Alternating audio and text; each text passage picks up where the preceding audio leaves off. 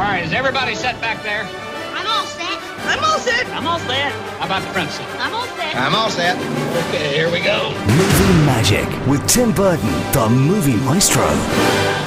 Hello there, how are you? Well, showing at cinemas this week. First of all, The Beaver. Nice beaver. Yes, exactly. I thought the same thing whenever I heard that. Who could forget that classic line from Leslie Nielsen during Naked Gun? But no, it's quite a serious film, actually.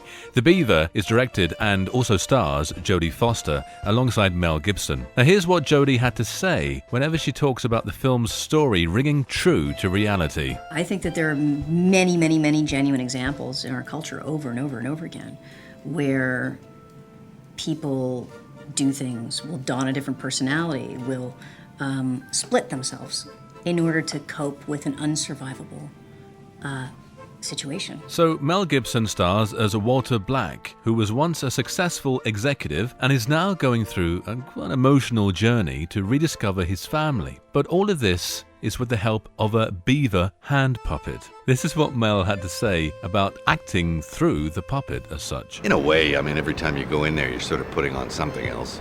You're slipping a puppet, but it's usually you're slipping it on yourself and you can, like, have more control. And it's when it's remote like that, I just found it really tricky. Movie Magic with Tim Burton. Showing exclusively at the Queen's Film Theatre in Belfast until the end of the week is Julia's Eyes, produced by Guillermo del Toro.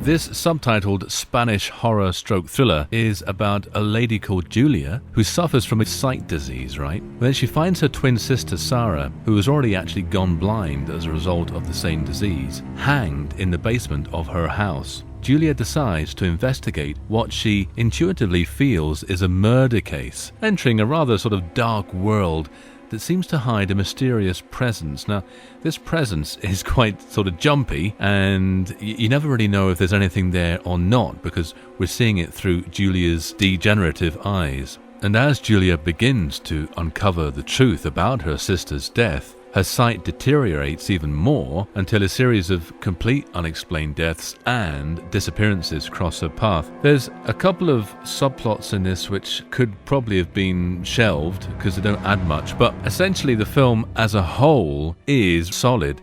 The only thing is it starts so well. The first hour of the film is excellent and it really sets the scene. The pace is good. The second half doesn't quite flow as well. And then all these cliched sort of story and script flaws start raising their ugly heads, and you think, oh, come on. So that's a bit of a shame. That's a negative lilt to it. But other than that, it really is worth looking at. Julia's Eyes is showing at Queen's Film Theatre in Belfast until the end of the week. Have a listen here to some of Fernando Velázquez's beautifully lyrical music that accompanies the emotionally charged finale of the film.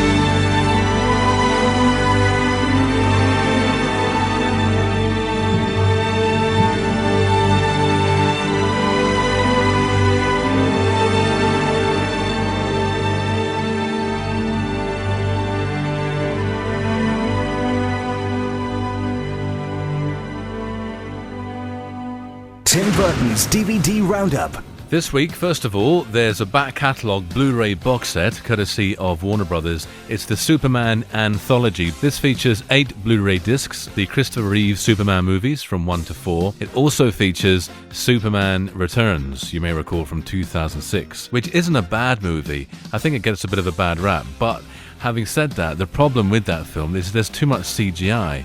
So whenever Superman's flying, he just looks so fake. Whereas the charm of the original films was, of course, Christopher Reeve was actually flying. Whether or not there were some backdrops which looked a bit obvious now and again, it didn't really matter because that was the beauty of Christopher Reeve's character and the essence he possessed of Clark Kent stroke Kalel. But anyway, yeah, you'll love that. And there's a whole plethora of special bonus features.